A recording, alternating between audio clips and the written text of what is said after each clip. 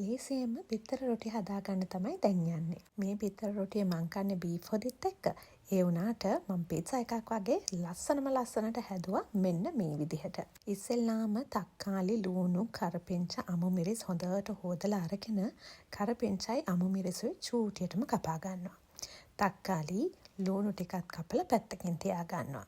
ඊට පස්සේ හදාගත්ත බැටර් එක තියෙනවානේ. මම මෙදා පාර පාවිච්චි කරේ තෙරඟු පිටි.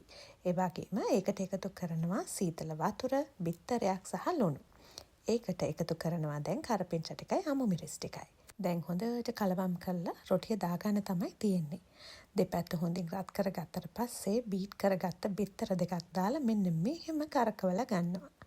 ඒකත් ටිකක් හොඳින් රත් වෙගෙන එනකොට උඩින් චීස් දාලා තක්කාලි, ලූණු මේ ටිකත් එකතු කරලා ඔයා කැමති නම් මස් වර්ග ටිකක් එකතු කරගන්නත් පුළුවන්.